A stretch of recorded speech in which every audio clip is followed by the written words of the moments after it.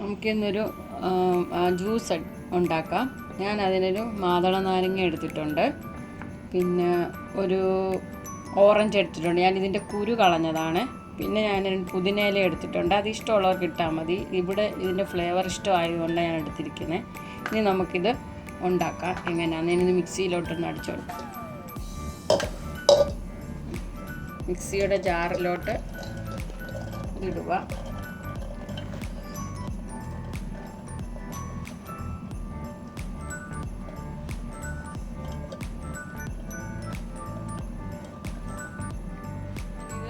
ഇതിനകത്ത് മിക്സിയുടെ ജാറിലോട്ടാക്കിയിട്ടുണ്ട്. ഇനി ഇതാണ്ട് ഓറഞ്ചും പുതിനയിലയും കൂടി ഇതിനകത്തിട്ട് ഞാൻ അടിച്ചുകൊണ്ട് വരാം.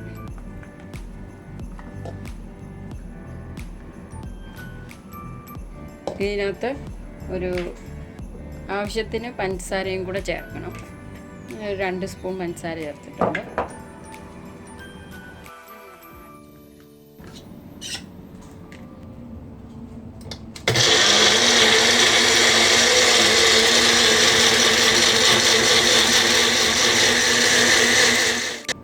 ഞാനിതിപ്പോൾ ഇത് അടിച്ചുകൊണ്ട് വന്നിട്ടുണ്ട്. ഇനി നമുക്ക് ഈ ഒരു അരിപ്പയിലോട്ടിട്ട് ഇതൊന്ന് അരിച്ചെടുക്കാം. ഇത് കൊത്തൊക്കെ ഒന്ന് കളയാം.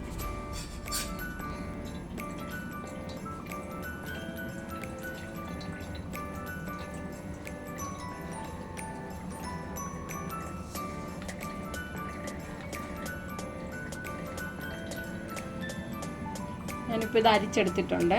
ഇനി നമുക്കിതൊരു ഗ്ലാസ്സിലോട്ട് മാറ്റാം.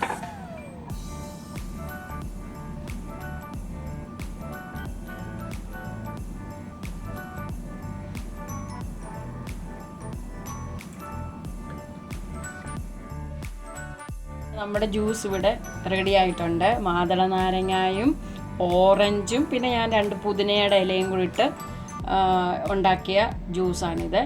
അങ്ങനെ ഇനി നമ്മളൊരു രസത്തിന് ഒരു ഡെക്കറേഷന് വേണ്ടി ഞാൻ ഇതിനകത്തൊരു പീസ് നാരങ്ങയുടെ കട്ട് ചെയ്ത് വെച്ചിട്ടുണ്ട്. പിന്നെ നമ്മുടെ സ്ട്രോയും. ഇനി നമുക്കിത് കുടിക്കാം. ബാക്കി ഉണ്ടായിരുന്നത് ഞാൻ കുടിച്ച് നോക്കി, പക്ഷെ നല്ല ടേസ്റ്റ് ഉണ്ട്.